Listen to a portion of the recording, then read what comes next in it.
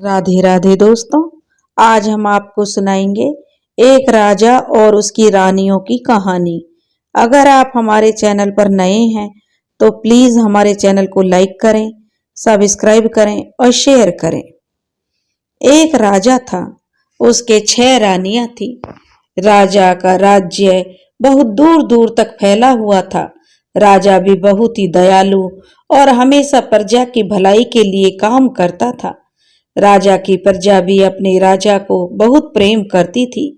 बहुत दूर दूर तक राज्य की जो सीमाएं फैली हुई थी, राजा के राज्य में किसी प्रकार कोई भी दुखी नहीं था। लेकिन राजा को हमेशा एक ही चिंता लगी रहती थी, क्योंकि राजा की कोई संतान नहीं थी। संतान प्राप्ति के लिए राजा ने एक एक करके 6 शादियां की, परंतु किसी से भी उन्हें संतान की प्राप्ति नहीं हुई। राजा बहुत दुखी रहने लगा था। राजा के दुख से पूरी प्रजा दुखी थी। उन्हें भी राजा के समान ही प्रजा पालक और उत्तराधिकारी पाने की कामना थी, जो पूरी नहीं हो रही थी।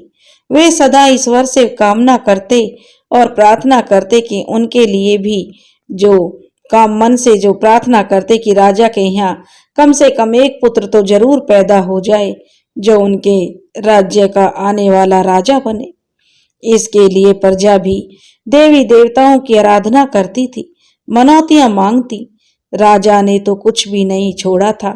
पीर फकीर साधु सन्यासी सबकी सेवा करते थे, परंतु अभी तक किसी का दिया हुआ आशीर्वाद राजा को नहीं फला था।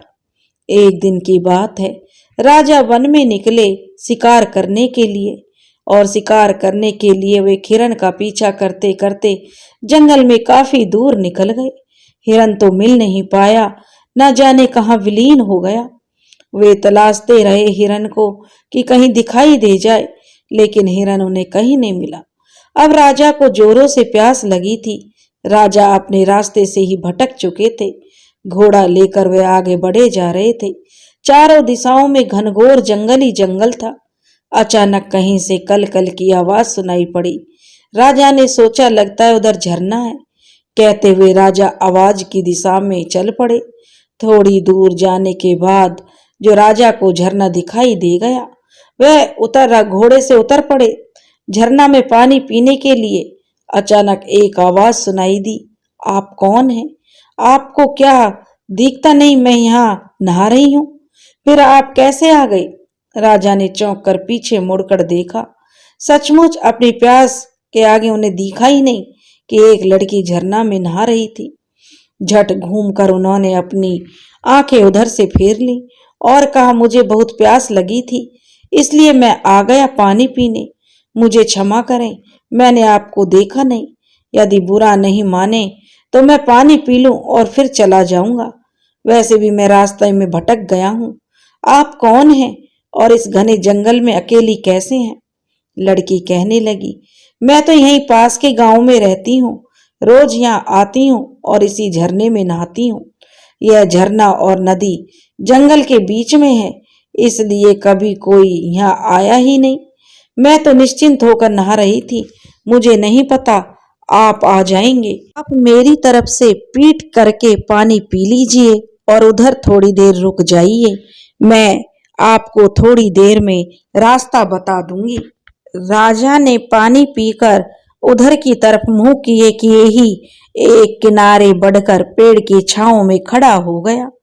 इधर वह लड़की जल्दी जल्दी नहाकर एक चट्टान की ओट में जाकर कपड़े बदलने लगी और वहां से निकलकर राजा के पास आ गई और कहने लगी, आपको और पानी पीना है तो पी लीजिए। राजा ने कहा, नहीं नहीं, पानी तो मैंने पी लिया है, अब तुम अपना मुझे परिचय बताइए। लड़की कहने लगी, मैंने कुछ फल तोड़ रखे हैं घर ले जाने के लिए, क्या आप खाएंगे? अगर खाओगे तो मैं आपको दे दूंगी। यह कहकर वह जवाब सुने बिना टोकरी में बंधा हुआ फल निकालकर झरने के पानी में धोकर खाने के लिए राजा को देने लगी। राजा लगातार उसे मंत्रमुग्ध सा हुआ देख रहा था। राजा देखता है कि उसने बहुत सलीके से पत्ते का दोना बनाकर उसमें फल रखा हुआ है। राजा उस फल को ले लेता है और कहता है, तुम नहीं खाओगी? तो लड़की कहती है, नहीं, आप अतिथि हैं, आप खाइए। राजा फल खाते हुए फिर पूछता है, आप अपना परिचय दे दो। लड़की कहती है, मेरा नाम रूपा है, मैं बगल के गांव में रहती हूँ। मेरे गांव का नाम जो कोटसी है। मेरे परिवार में सिर्फ मेरी माँ है। हम लोग जंगल से फल और लकड़ियां ले जाते हैं और उसी को बेचकर अपना गुजारा कर लेते हैं। घर के पास थोड़ी सी जमीन है, उसमें हम लोग कुछ अनाज और सब्जियां उगा लेते हैं, जिससे हमारा जो खर्च चल जाता है। आप कौन हैं बाबू? आप भी बताइए। तो राजा कहने लगा, अगली बार मिलने आऊंगा तब बताऊंगा। इसके बाद रूपा ने राजा को रास्ता बता दिया। राजा अपनी राजधानी जाने से पहले रूपा से कहने लगा, दोबारा मैं तुम्हें कहाँ मिल सकता हूँ, यह तो बताया ही नहीं तुमने। रूपा कहने लगी, आप क्यों मिलना चाहते हैं दोबारा? राजा कहने लगा, बस तुम्हें देखकर तुमसे बातें करने की इच्छा होती है। तो रूपा हंस पड़ी। हंसती हुई बोली, मैं रोज यहाँ आती हूँ, बताया तो था। सुबह लकड़ियां ले जाकर और माँ को दे देती हूँ, फिर फल लेकर जाती हूँ। खाना खाकर हम सब्जियां और फल बेचने बाजार जाते हैं। तो मैं आपको इस समय रोज यहाँ मिलूंगी, या आप मेरे गांव भी आ सकते हैं। राजा निकल पड़ा और अपनी राजधानी आ गया, लेकिन राजा को रूपा पर जो मोहित हो गया था, राजा बेचैन रहने लगा। उसे बार बार रूपा से मिलने की इच्छा होती। वह समझ नहीं पा रहा था, छह छह रानियों के रहते रूपा की ओर उसका दिल क्यों खींचा जा रहा है। जब उससे सहना करना कठिन हो गया, तब उसने अपने जो मंत्री जी को यह बातें बताई। मंत्री जी ने कहा, महाराज, यदि आप चाहते हैं तो क्यों नहीं उस लड़की से विवाह कर लेते। हो सकता है उनसे ही हमारे राज्य को वारिस मिल जाए। और अगले ही दिन राजा ने अपने मंत्री को लेकर अपने साथ मंत्री को लेकर चल पड़ा रूपा से मिलने के लिए। झरने के पास पहुंचकर उसने रूपा को आवाज दी। रूपा झरना में नहीं थी। वह कई बार आवाज देने के बाद वहीं रुक गया। मंत्री जी को भी बुलाया और कहा, आज अभी दिख नहीं रही है रूपा, लगता है या तो आई नहीं है या फिर चली गई। परंतु उसने कहा था वह रोज यहाँ आती है, तो अब तक आई क्यों नहीं? मंत्री जी कहने लगे, महाराज, क्यों नहीं हम लोग उसके गांव चलें? राजा कहने लगे कि हाँ, यह ठीक है। और दोनों उसके गांव जो रूपा के नाम लेकर पता करते हुए उसके घर पहुंच गए। उन्हें देखकर गांव के लोग उनके पीछे जाने लगे, रूपा का घर दिखाने। और राजा ने देखा तो रूपा चुपचाप अपनी झोपड़ी में बैठी हुई थी। राजा ने आवाज लगाई, रूपा, तुम क्या कर रही हो? बाहर आओ, देखो मैं तुमसे मिलने आया हूं। मैंने झरने के पास तुम्हारी बहुत प्रतीक्षा की, परंतु आज तुम फल लेने नहीं गई थी क्या? आवाज सुनकर रूपा बाहर आई। उसकी आंखें आंसुओं से भरी हुई थी। राजा ने पूछा, क्या हुआ रूपा, तुम क्यों रो रही हो? अब तक दो अजनबियों को घोड़े पर सवार देखकर जो इकट्ठे हुए ग्रामीणों में से एक ने कहा, बाबू, इसकी सिर्फ एक ही माँ तो थी और वह भी चल बसी। उसे सर्प ने डस लिया था। अब यह बेचारी अकेली रह गई है। अब रोए नहीं तो क्या करे? आप ही बताइए, आप लोग कौन हैं? मंत्री जी ने राजा का परिचय दिया। अब तो गांव भर में खलबली मच गई। सभी ने मिलकर राजा का स्वागत दिल से किया। गांव के मुखिया जी से राजा ने कहा, मैं रूपा से विवाह करना चाहता हूँ, क्या आप लोगों को कोई आपत्ति है? मुखिया जी ने कहा कि नहीं, हमारी बेटी राज रानी बनेगी। हमारे तो भाग्य खुल गए। यह गांव अब आपकी ससुराल होगी, इससे अधिक हमें और क्या चाहिए? गांव वालों ने भी जल्दी जल्दी सारी तैयारियां करके राजा और रूपा का विवाह करवा दिया। राजा ने रूपा को नया नाम दिया राजलक्ष्मी। राजा और मंत्री जी राजलक्ष्मी को लेकर अपनी राजधानी वापस जाने के लिए तैयार थे। गांव वालों ने रुंधे गले से और नम आंखों से गांव की बिटिया रूपा को विदा किया। राजलक्ष्मी राजा के साथ अपनी ससुराल राजमहल में आ गई। राजा की नई रानी को देखकर उसकी पुरानी 6 रानियां ईर्ष्या से जलकर राख हुई जा रही थी। वे बेमन से उन्होंने राजलक्ष्मी का स्वागत किया। राजा का अधिकांश समय राजलक्ष्मी के साथ ही व्यतीत होता था। राजलक्ष्मी भोली भाली और मासूम दिल की थी। वह अपनी सौतों के मन में छिपी हुई डाह को पहचान नहीं पा रही थी कि उसकी सौतन उससे कितनी ईर्ष्या करती हैं और वह तो उन्हें अपनी बड़ी बहन की तरह सम्मान देती थी। कुछ ही दिनों में राजलक्ष्मी ने राजा को शुभ समाचार दिया कि वह पिता बनने वाले थे। रानी गर्भवती थी।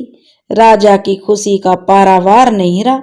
अब तो राजा राजलक्ष्मी का और भी ध्यान रखने लगे, उन्हें किसी तरह की कोई तकलीफ ना हो, और विशेषतः उन्होंने राजमहल में सभी दासियों को उनकी इच्छा पूरी करने के निर्देश दे दिए। कुलगुरु को भी रोज धार्मिक और प्रेरक कहानियां रानी को जाकर सुनाए, उन्हें भी यह निर्देश दिया गया। पूरे राज्य में खुशी की लहर दौड़ गई। चारों तरफ बधाइयों की धूम मची थी। सभी खुश थे कि राज्य को वारिस मिलने वाला है, परंतु बड़ी 6 रानियां तो जलकर राख हो गई थीं। अब ये 6 की 6 रानियां आपस में विचार करने लगी कि अब क्या होगा। यह रानी तो पहले ही राजा को बहुत प्यारी है, बच्चा होने के बाद तो और अधिक इसका ध्यान रखा जाएगा, यही पटरानी हो जाएगी और हम सभी को तो कोई महत्व ही नहीं रह जाएगा और यह हमें दासी की तरह समझेगी। इस तरह से वे आपस में सलाह करके हमेशा रानी राजलक्ष्मी को परेशान करने का प्रयास करती, परंतु उनका कोई भी प्रयास सफल नहीं हो पाता था। कभी कुलगुरु के लोग रास्ते में आ जाते, तो कभी प्रजा और कभी दासियां, तो कभी स्वयं राजा ही रहते।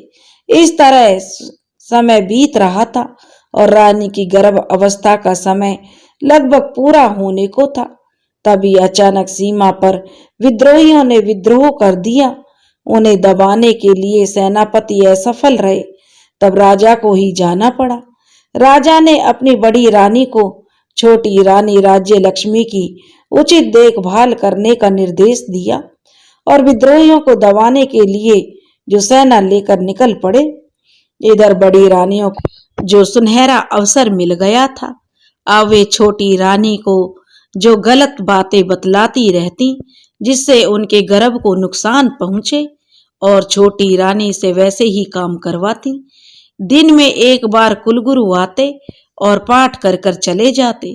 साथ ही वे छोटी रानी को धैर्य बंधाते और उनसे मधुर बातें करते हुए बच्चे के लिए आवश्यक सावधानियां बतला कर जाते। रानी राजलक्ष्मी समझ नहीं पा रही थी कि कुलगुरु और जो बड़ी रानियां की जो बातों में अलग अलग हैं, आखिर सही कौन है। दोनों की बातें विपरीत हैं। वह सोचती कुलगुरु तो पुरुष हैं और रानियां तो महिला हैं, महिलाओं की बातें पुरुष कहाँ समझ पाएंगे, इसलिए जो रानी कहती हैं वही सही है, क्योंकि रानियां गलत तो बोलेंगे नहीं। इसलिए वह आंखें बंद करके बड़ी रानियों की हर बात मानती रही। और एक दिन रानी को प्रसव पीड़ा हुई। उसने बड़ी रानियों को कहा कि दीदी, उसे बहुत तकलीफ हो रही है, अब क्या होगा, कुछ उपाय करें, कैसे प्रसव होगा। समय पूरा हो गया था। बड़ी रानी ने कहा, देखो सामने कोठरी है, तुम उसमें अपना सिर डालो तो तुम्हें आराम मिलेगा और आराम से प्रसव हो जाएगा। कहकर बड़ी रानी वहां से चली गई। रानी राज्य लक्ष्मी कोठी में सिर डालने लगी। कोठी ऊंची थी, उसका सिर कोठी के अंदर नहीं पहुंच सका। अब क्या करे, वह सोचने लगी। तभी उसने सोचा, पानी पीने का घड़ा अभी यहाँ पर रखा है, वह भी तो मिट्टी का ही है, मैं इसी में अपना सर डाल लेती हूँ। क्या बड़ी बहनों ने कोई गलत तो कहा नहीं होगा, जरूर यही तरीका होता होगा प्रसव का। उसने कभी किसी का प्रसव होते हुए देखा नहीं था, इसलिए वह कुछ जानती भी नहीं थी। वह घड़े से पानी फेंककर उसी में अपना सर डालने लगी। घड़ा के अंदर भी उसका सिर नहीं जा रहा था।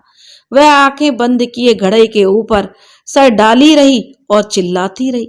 इधर रानियों ने अपनी जो विश्वास पात्र दाई थी उसको बुलवाया और कहा, छोटी रानी के कमरे के बाहर जाकर खड़ी रहो और देखती रहो कि वहां कोई जा नहीं पाए। दाई खड़ी हो गई। इधर छोटी रानी पीड़ा से करहा रही थी। ईश्वर की कृपा से धीरे धीरे बच्चे बाहर आने लगे। एक के साथ आगे पीछे करके रानी ने 7 बच्चों को जन्म दिया। उनमें 6 लड़के थे और 1 लड़की। सबसे अंत में जो लड़की बाहर आई, इतनी पीड़ा सहते सहते रानी बेहोश हो गई और घड़े के पास ही लुढ़क गई। दासी ने जल्दी से अपनी बड़ी रानी को बुलाया और सभी बच्चों को दिखलाया। बड़ी रानी के साथ सभी छोटी रानियां भी आ गई थी। आश्चर्य लगा उन्हें, एक साथ 7 बच्चे और वे भी एकदम स्वस्थ। यह तो कमाल है। उन्होंने उस दाई से कहा कि वह कुछ ईंटों के टुकड़े लेकर आए। दाई लेकर आ गई तो उसने कहा कि इन सभी बच्चों को ले जाओ और जंगल में ले जाकर इन्हें मारकर जमीन के नीचे दफना देना। हम तुम्हें एक जो डाला सोना और एक डाला चांदी देंगे। दाई बहुत खुश हो गई। सारे बच्चों को ले जाकर वह अब रानियों से मिलकर वहां से बच्चों को होने के सारे निशान उसने साफ कर दिए और ईंट के टुकड़े लाकर वहां रख दिए। घड़े को फोड़कर उसके टुकड़े भी वहां पर छोड़ दिए और अपने कमरे में आ गई। थोड़ी देर बाद दाई आई तो रानी ने पूछा, क्या हुआ? मार डाला या दिया या जमीन के अंदर उन्हें दबा दिया ना? दाई के हाँ कहने पर उसे इनाम के रूप में एक पूरा डाला सोना और पूरा डाला चांदी देकर विदा किया। इसके बाद रानियां छोटी रानी राजलक्ष्मी के पास आईं और उसके ऊपर पानी के छींटे देकर छोटी रानी को होश में लाईं। रानी जब होश में आने के बाद बहुत कमजोरी महसूस कर रही थी। उसने जो इन्हें देखकर पूछा कि रानियों से, बड़ी रानियों से, कि मेरे बच्चे कहाँ हैं और क्या हुआ है मुझे, लड़का या लड़की? रानियों ने कहा कि यह देखो, तुमने इन ईंट और पत्थरों को जन्म दिया है। ईंट और पत्थरों को जन्म दिया है? मैंने? ऐसा कैसे हो सकता है? छोटी रानी आश्चर्यचकित थी। उसके पास ईंट और पत्थर के टुकड़े पड़े हुए थे। उसने रोते हुए कहा कि ईंट, ऐसा कैसे हो सकता है? नहीं, यह नहीं हो सकता, बच्चा तो जरूर हुआ होगा। बड़ी रानियों ने कहा, तो क्या हमने उसे कहीं छुपा दिया? यही तो है जिसने तुमने जन्म दिया है। लो, इसे संभाल कर रखो। और एक थैला में उन्होंने सारे ईंट और पत्थर के टुकड़ों को भर दिया। अब प्रतीक्षा थी राजा के आने की। छोटी रानी तो बहुत ही आश्चर्यचकित थी।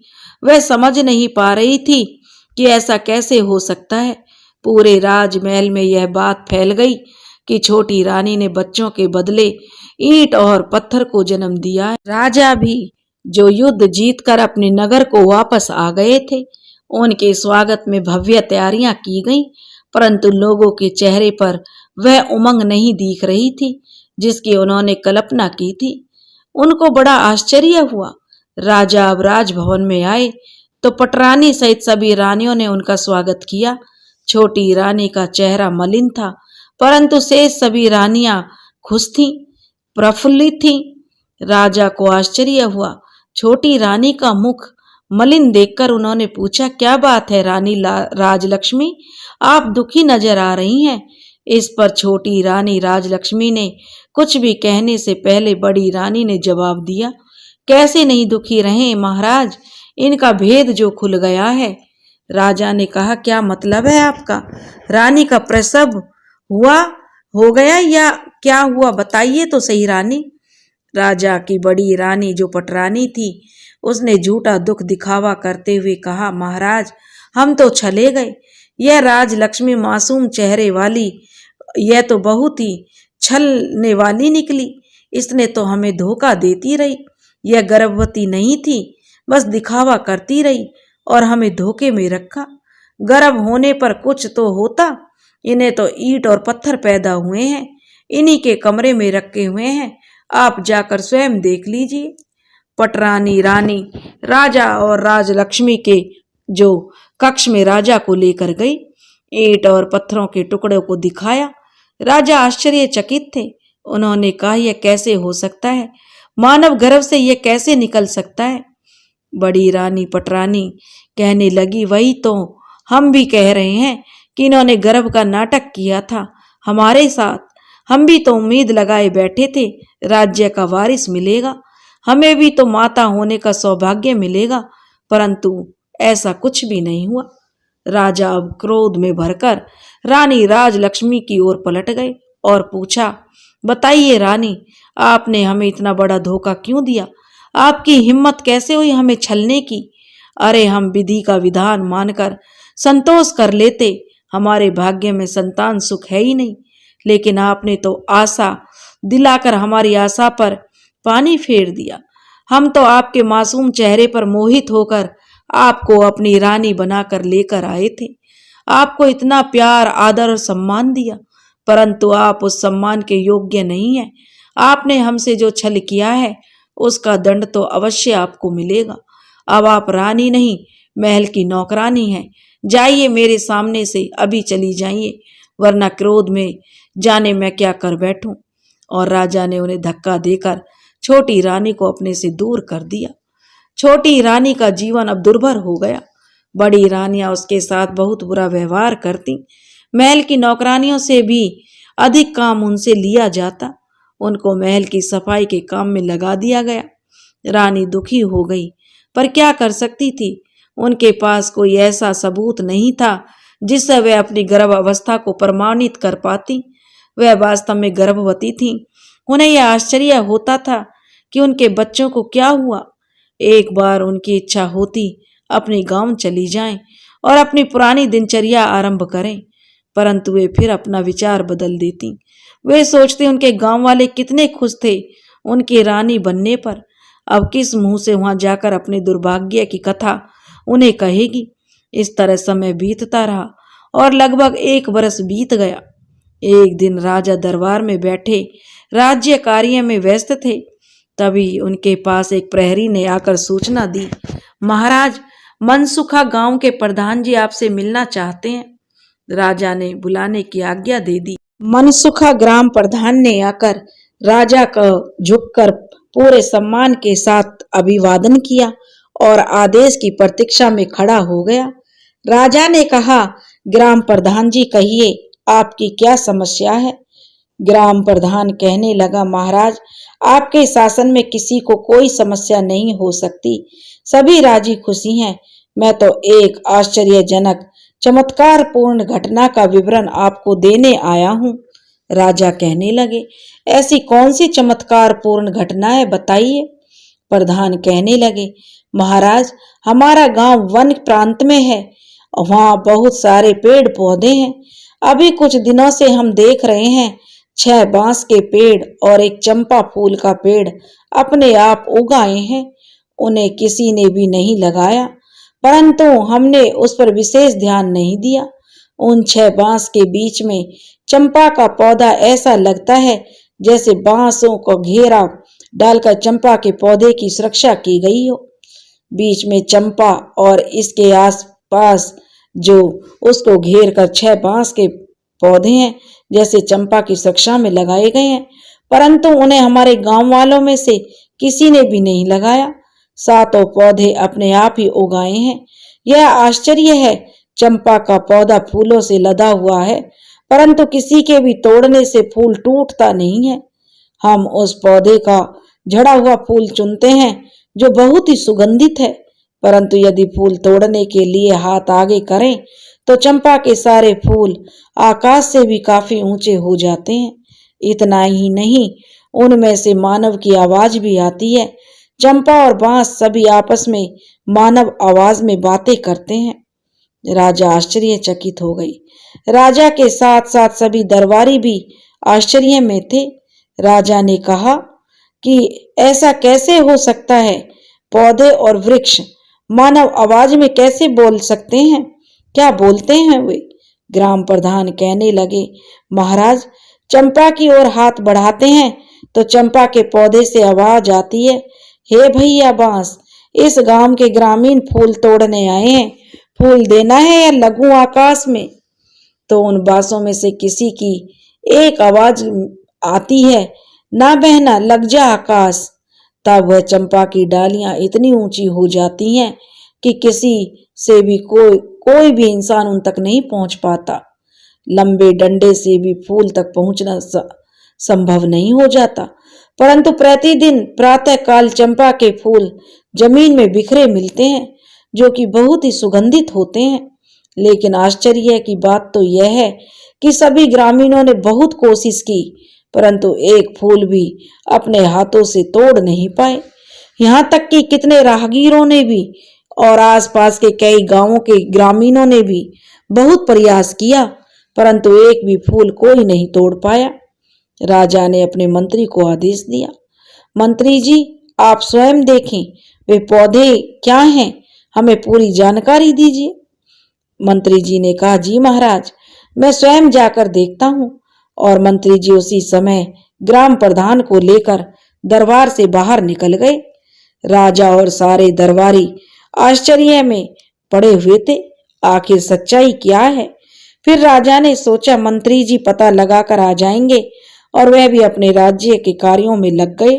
जब मंत्री जी प्रधान जी के साथ उन पौधों के पास पहुंचे तो सभी ग्रामीण इकट्ठा हो गए, और प्रातःकाल मंत्री जी ग्राम प्रधान और गांव के कुछ अन्य लोगों के साथ आकाश चंपा के पास पहुंच गए। दूर से ही चंपा के फूलों की गंध उनके नाक के नथुनों में प्रवेश कर गई। चंपा की सुगंध से वे सम्मोहित से हो गए और चंपा के पौधे के पास पहुंच गए। मंत्री जी ने देखा, ग्राम प्रधान के बताए अनुसार बिल्कुल बीच में चंपा का पौधा था और उसे अपनी सुरक्षा के घेरे में लिए हुए बांस के पौधे खड़े थे। चंपा की डालियां सामान्य ऊंचाई पर भी थी, जिसे मंत्री जी हाथ पकड़कर आराम से छू सकते थे और फूल भी तोड़ सकते थे। चंपा के फूल मंत्री जी के हाथों की पहुंच की सीमा में थे। पौधे के चारों ओर जमीन में फूल बिखरे पड़े थे, जो कल से आज तक की किसी भी समय हवा से झड़े होंगे। मंत्री जी ने चंपा के फूल की सुगंध से सम्मोहित से चंपा के पौधे की ओर बढ़े और हाथ बढ़ाया फूल तोड़ने के लिए। तभी उन्हें पौधे में से निकलती हुई एक मानव आवाज सुनाई दी, जिसे सुन के आगे बढ़े हाथ जहां के तहां रुक गए। वे आश्चर्यचकित हो उठे। फूल से आवाज आई, हे बांस भैया। यह आवाज चंपा के पौधे में से आई थी। हाँ बहन चंपा, किनारे की ओर से एक बांस में जो ये आवाज आई, हमारे मंत्री जी फूल तोड़ने आए हैं, क्या मैं टूटूं या लगूं आकाश।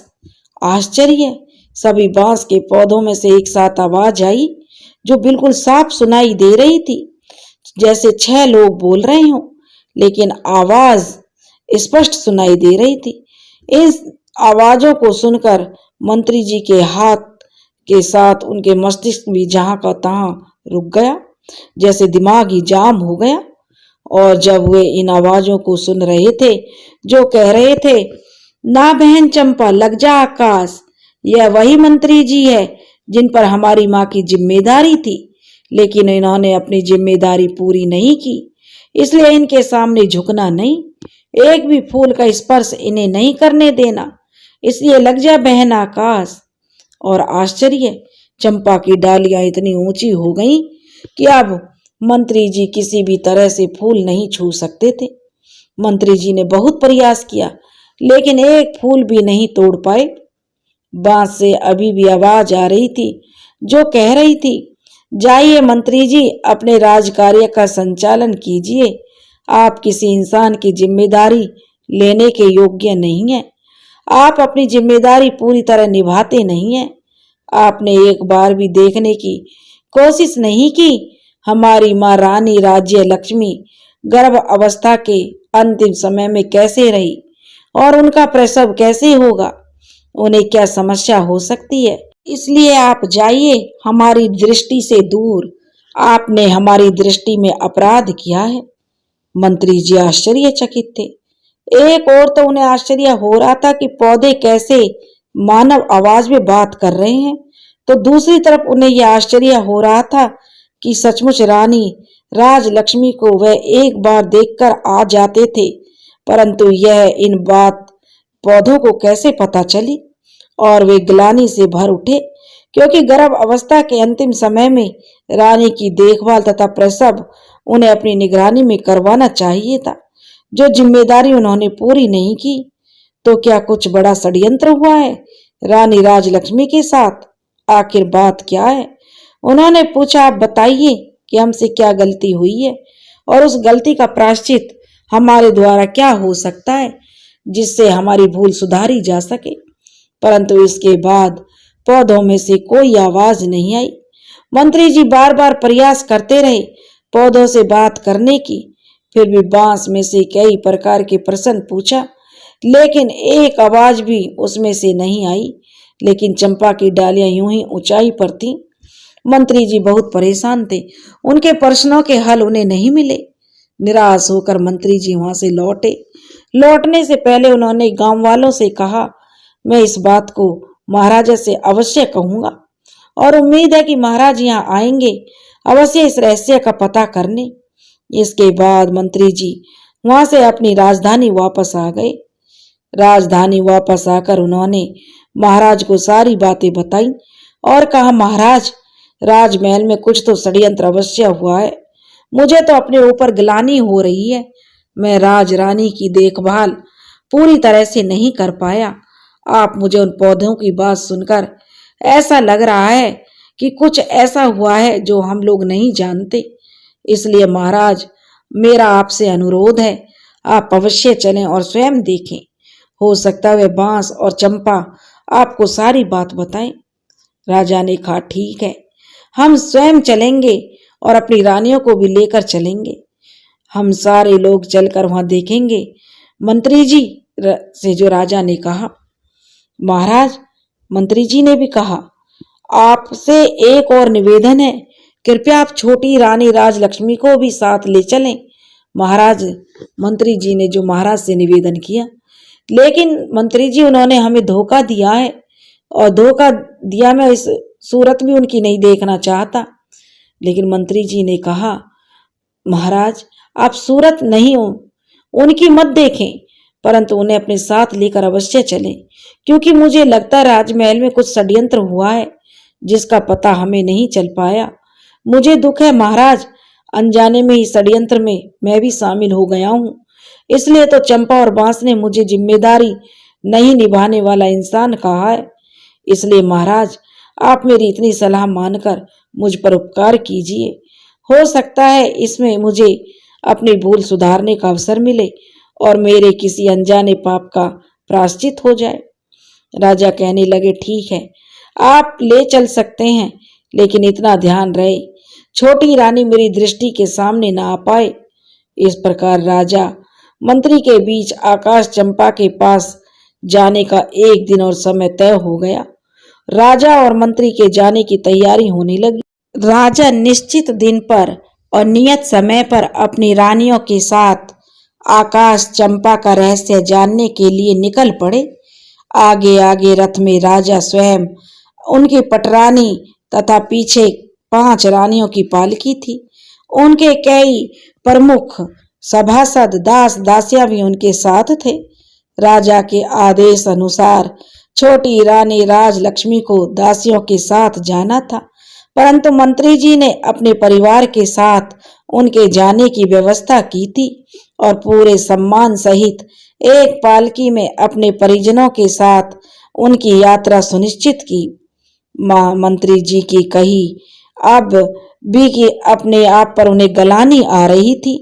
उन्होंने गर्भ अवस्था में रानी की पूरी देखभाल नहीं की थी और उनके प्रसव की उन्होंने सही व्यवस्था नहीं की। उन्हें पूर्ण विश्वास हो गया कि रानी के साथ रानी ने राजा को धोखा नहीं दिया है, उनके साथ छल हुआ है। प्रसव तो अवश्य हुआ है, साथ ही छोटी रानी राजलक्ष्मी राजमहल में किसी गहरे षड्यंत्र की शिकार हुई है। राजा का काफिला गांव की तरफ चल दिया और गांव के पास आकर रुक गया। वन के बाहर गांव की सीमा पर पड़ाव डाला गया। गांव के ग्रामीण राज परिवार के स्वागत में जुट गए। अगले दिन प्रातःकाल यह काफिला आकाश चंपा के पास पहुंचा और उनके चारों ओर घेरा डालकर बैठ गए। आज भी आकाश चंपा के पुष्प जमीन पर बिखरे हुए थे और उसमें से निकली मनमोहक सुगंधित हवा पूरे वातावरण को सुगंधित कर रही थी। चंपा की सुगंध से उपस्थित सारे लोग जो उल्लासित थे, अब राजा तैयार थे रहस्य को जानने के लिए। राजा के पास उनकी सभी 6 रानियां बैठी हुई थी। सिर्फ छोटी रानी राज्य लक्ष्मी जो मंत्री जी की पत्नी के साथ बैठी थी। पटरानी ने राजा से कहा, महाराज यदि आपको आदेश हो तो मैं फूल चुन लूं। राजा ने कहा, हाँ हाँ क्यों नहीं रानी साहिबा, आप अवश्य फूल तोड़िए। तभी दूसरी रानी ने कहा, महाराज मेरी भी इच्छा हो रही है फूल तोड़ने की। इनकी सुगंध ही इतनी अच्छी है कि मैं अपने आप को रोक नहीं पा रही हूँ। आप आदेश दे तो मैं भी फूल चुन लूं। तभी तीसरी रानी भी अनुरोध करने लगी। पहले उन्हें फूल चुनने देने के लिए इस तरह सभी रानियां पहले फूल चुनने के लिए तैयार हो गईं। राजा ने पहले 6 नंबर की रानी को फूल चुनने के लिए निर्देश दिया। उन्होंने पटरानी से कहा, महारानी आप में से जो सबसे छोटी है पहले उन्हें अवसर दीजिए फूल चुनने का। बड़ी रानी ने कहा, ठीक है। 6 नंबर की रानी फूल चुनने गई। उसने हाथ बढ़ाया चंपा के फूल की ओर। तभी चंपा के फूल से आवाज आई, आप रुके रानी, आप रुके, बिना हमारी अनुमति के आप हमारे फूल नहीं तोड़ सकती। रानी ने हाथ जहां की तहां रुक गए और फिर चंपा के पौधे ने पौधे से पूछा, भैया बांस हमारी सौतेली छोटी माँ फूल तोड़ने आई है क्या? मैं टूटूं या लगू आकाश? बांस के पौधे में से आवाज आई, लग जा आकाश बहन, यह तो तुम्हें छूने योग्य भी नहीं है। तुम्हें याद नहीं क्या इन्होंने हमारी माँ के साथ कैसा अत्याचार किया है? इसलिए लग जा बहन आकाश। और चंपा की डालियां आकाश को छूने लगी। महारानी निराश वापस अपने स्थान पर आकर बैठ गई। इसी प्रकार से 5वीं, चौथी, तीसरी, दूसरी रानी सभी ने हार मानकर बैठ गई। इसके बाद आई सबसे बड़ी रानी। उन्होंने अपने हाथ पौधे की ओर बढ़ाए तो परंतु पहले ही कहा, सुन चंपा, मैं इस राज्य की महारानी हूं, मैं राजा की पटरानी हूं। इस राज्य में जो कुछ भी है उन सब का उपयोग सबसे पहले या तो मैं करती हूँ या मेरी अनुमति से किसी और को प्राप्त होता है। इसलिए अपनी डाली नीचे झुका और मुझे फूल तोड़ लेने दे। इस बार चंपा की डालियों से आवाज आई, हे भैया बांस, हमारी सौतेली बड़ी माँ हमें फूल देने के लिए धमका रही है। चेतावनी के साथ आदेश जो मानने के लिए कह रही है। क्या हमें आदेश का पालन करना चाहिए कि नहीं? बांस ने कहा, ना बहना, तुम्हें आदेश देने का कोई अधिकार नहीं है इन्हें। यह पटरानी है राजा की और राज्य की। हम इसकी राज्य की प्रजा नहीं है, कोई वस्तु भी नहीं है जो इनके उपयोग में आना आवश्यक हो। और तुम्हें याद नहीं, इन्हीं के आदेश से तो सारा काम हुआ। इन्होंने तो हमारी माँ को सबसे अधिक दुख दिया है और हमें वन में भेजकर हमारी मृत्यु का रास्ता तैयार किया था। यह तो महारानी बनने के लायक भी नहीं। रानी और महारानी राज्य की जनता की माता होती हैं, इसलिए पूरी प्रजा उनके आदेशों का पालन करती है। इनकी संतान बनकर परंतु इन्होंने तो माता का कर्तव्य ही नहीं निभाया। यह तो हमारी सनाहरक है। इन रानियों के हाथों में तुम अपने सुगंधित फूलों को कैसे दे सकती हो? झुकना मत बहन, इसलिए बहन तुम आकाश में ही रहो, इनका स्पर्श भी नहीं होने देना चाहिए। अब तो बड़ी रानी का सर लज्जा से झुक गया। राज्य के सभी सभासदों और राज्य की जनता और ग्रामीणों के समक्ष उनका इतना अपमान हुआ, परंतु उस पौधे को कोई दंड भी तो नहीं दे सकते थे। उनकी इच्छा तो यह हो रही थी बांस और चंपा के पौधे के टुकड़े टुकड़े करवा दे, लेकिन वह विवश थी, इसलिए चुपचाप आकर अपने स्थान पर बैठ गईं। अब चंपा की डालियां वापस पहले की तरह सामान्य अवस्था में आ गईं, सामान्य ऊंचाई पर थी। अब राजा स्वयं उठे और फूल तोड़ने के लिए आगे बढ़े। चंपा के पौधे के पास जाकर अपने हाथ बढ़ाए फूल तोड़ने के लिए। तभी चंपा के पौधे से आवाज आई, नाना महाराज, यह भूल कभी मत कीजिएगा। आपको फूल तोड़ने से रोकने के लिए मैं अपने भैया से अनुमति नहीं लूंगी, लेकिन भैया कहेंगे भी तो भी मैं आपके हाथों में नहीं जाऊंगी। इसलिए आप अपने हाथ पीछे ही रखिए, फूल तोड़ने का विचार त्याग दीजिए। राजा आश्चर्यचकित, आखिर ऐसा क्या हुआ? उनको रोकने के लिए चंपा अपने भाइयों से भी अनुमति नहीं लेगी और बिना अनुमति के ही वह उन्हें रोक रही है। उन्होंने पूछा, मैं इस देश का राजा हूं, मैंने कभी किसी के साथ अन्याय नहीं किया। मैं अपनी प्रजा को अपनी संतान मानता हूं और इसी तरह उनकी देखभाल भी करता हूं। मैंने किसी पशु पक्षी को भी तकलीफ देने की नहीं सोची। फिर तुम ऐसा क्यों कह रही हो? तुम मुझे बताओ।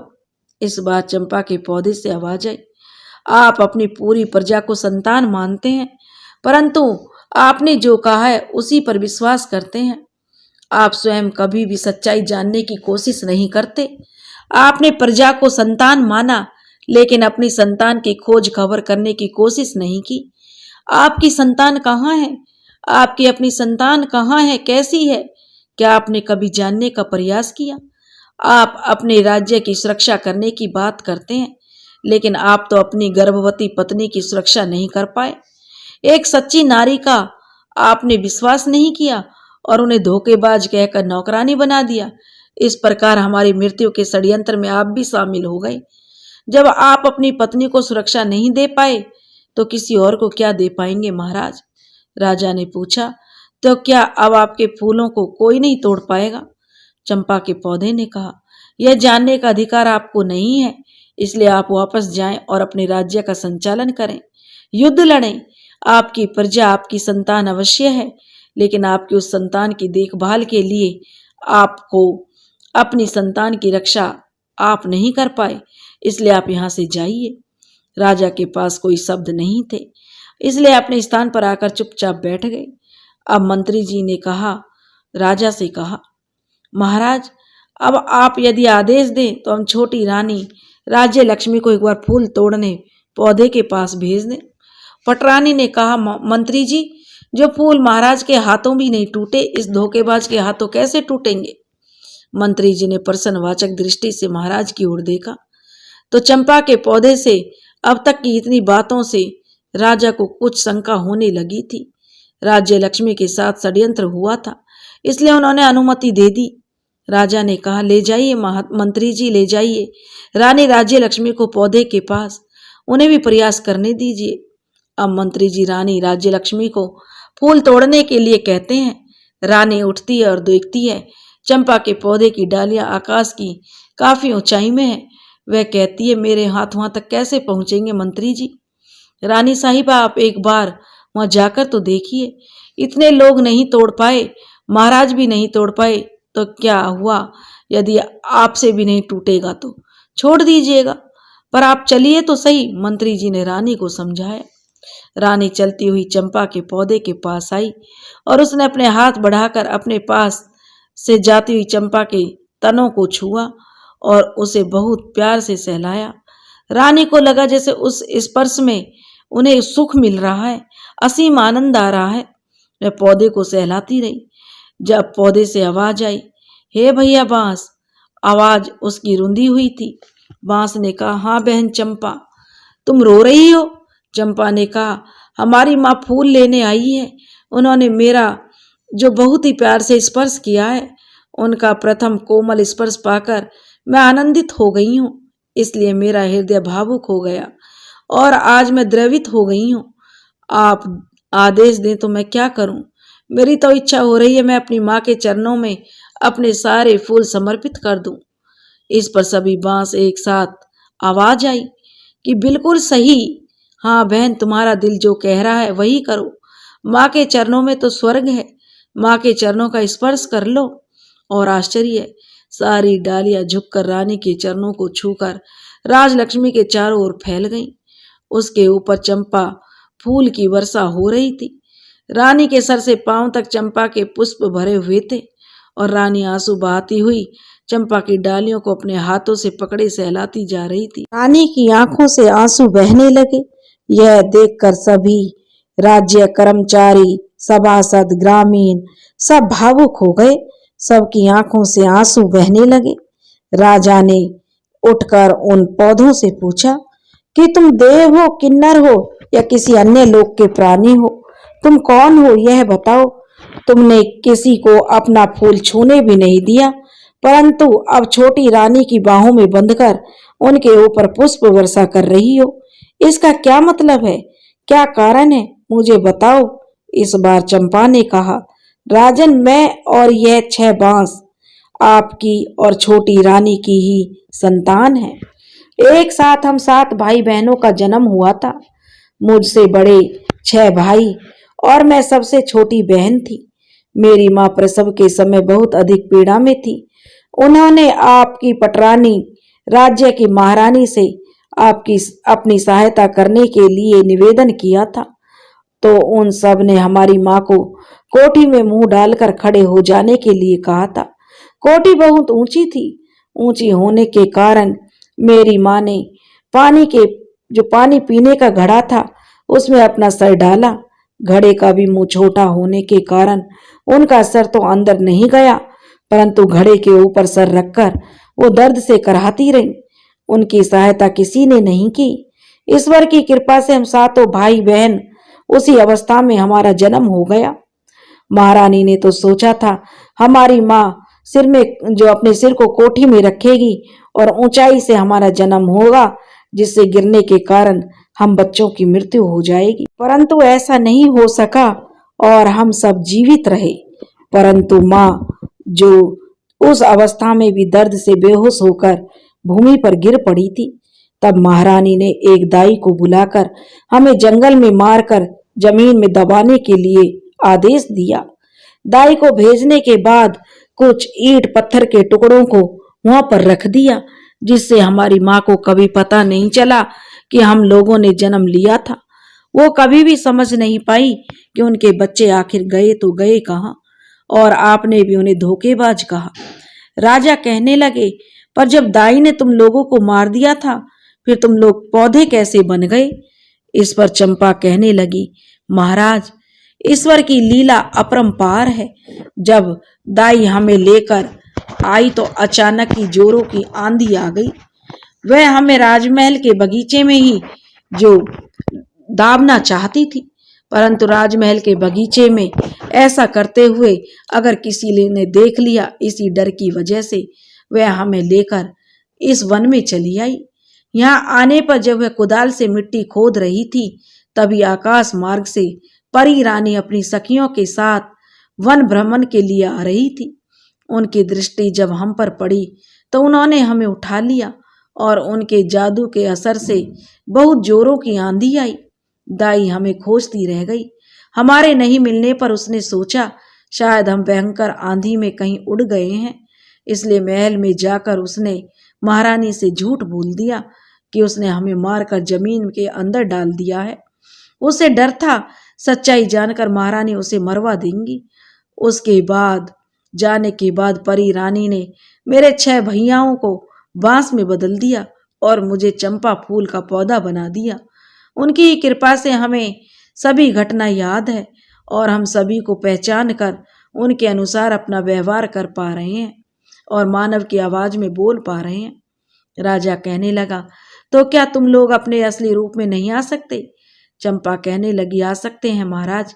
हमारी माँ सभी बांस से एक एक पत्ती और मेरे से पौधे से एक पत्ती ले, फिर इन सभी 7 पत्तियों को गोलाई में रखकर परी रानी का नाम लेकर प्रार्थना करेंगी और कहेंगी, हे परी रानी, मेरे बच्चे वापस कर दो, तो हम पुनः सभी अपने असली रूप में आ जाएंगे।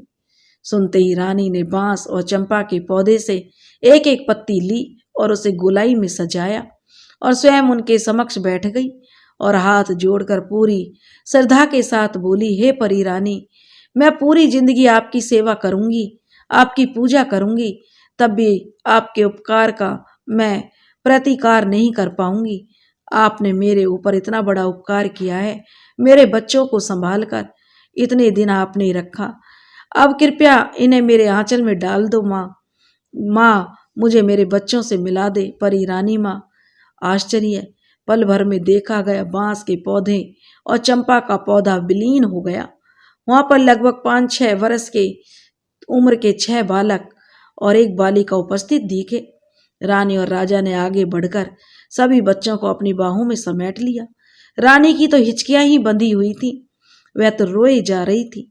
राजा भी बच्चों को अपने सीने से लगाए अपनी आंखों से अश्रु वर्षा किए जा रहे थे। गांव की जनता, सभासद, सभी रानियां बिल्कुल मौन होकर यह दृश्य देख रहे थे। कुछ देर के बाद जब राजा होश में आए तब उन्होंने वहीं पर अपना दरबार लगा दिया और गांव में पहला राज्य आदेश दिया कि सभी 6 रानियां रानी बनने के योग्य नहीं है, इसलिए इनका आज मैं अभी से परित्याग करता हूं। और छोटी रानी राजलक्ष्मी को इतने दिन जो कष्ट सहन करने पड़े उसके लिए मैं उनसे क्षमा मांगता हूं और उन्हें अपनी पटरानी बनाता हूं। से सभी 6 रानियों को राजकुमार और राजकुमारी की हत्या के षड्यंत्र के लिए दोषी मानते हुए उन्हें मृत्यु दंड दिया जाता है। मंत्री जी, मेरे आदेश का तुरंत पालन किया जाए। रानी राज्य लक्ष्मी, जो अब तक अपने बच्चों को अपनी बाहों में समेटे अपने सीने से लगाए बैठी आंसू बहा रही थी, अचानक से उसने अपना सिर उठाया और कहा, महाराज, आज मेरे लिए खुशी का, प्रसन्नता का बहुत बड़ा दिन है, क्योंकि आज मेरे बच्चे मुझे वापस मिल गए हैं। आज की प्रसन्नता भरे दिन में मैं किसी के लिए काली मां का दिन नहीं लाना चाहती, इसलिए आपसे मेरा अनुरोध आप स्वीकार कर लीजिए कि बड़ी रानियों को मृत्यु दंड ना दें, अन्यथा इनका दोष हमारे बच्चों, हमारे राज्य और राज्य की जनता पर हमेशा ग्रहण की तरह छाया रहेगा। इसलिए क्षमा कर दें इन्हें, क्षमा कर दो महाराज। राजा ने कहा, रानी, आपका दिल बहुत विशाल है, इसमें सबके लिए क्षमा है, परंतु राजकार्य में क्षमा करने से दोषी दूसरी बड़ी परेशानी खड़ी करते हैं, इसलिए इन्हें क्षमादान तो नहीं किया जा सकता, परंतु इनका दंड आपके अनुरोध पर कुछ कम करके आजीवन कारावास में बदल रहा हूं। जब तक यह जिंदा रहेंगी कारावास में रहेंगी। इस कारावास में इन्हें एक समय का भोजन मिलेगा, परंतु कारावास के बाहर यह एक पल के लिए भी नहीं निकल पाएंगी। यही इनका दंड होगा। इसके बाद राजा और रानी राज्य लक्ष्मी सभी ग्रामीणों को उन्होंने अपनी तरफ से कई उपहार दिए और सभी मंत्री और दास दासियों के साथ राजधानी लौट आए। आते समय दृश्य बदल गया था। राजा के साथ रथ में रानी राजलक्ष्मी थी, उनके सातों बच्चे घोड़े पर सवार थे और 6 रानियां बंदी की अवस्था में सैनिकों के बीच चलती हुई पैदल राजधानी आई थी। उन्हें कारावास में डाल दिया गया और राजा राजलक्ष्मी के साथ सुखपूर्वक 7 बच्चों और राज्य की जनता का पालन करते हुए अपना जीवन बिताने लगे। रानी राजलक्ष्मी के दिन जैसे फिरे वैसे भगवान सबके फिरे। ईश्वर हमेशा अच्छों के साथ अच्छा करते हैं, बुरों का परिणाम बुरा होता है। दोस्तों, हमारी कहानी यहीं पर समाप्त होती है। अगर आपको हमारी कहानी पसंद आई हो तो प्लीज लाइक, शेयर और सब्सक्राइब जरूर करें। राधे राधे।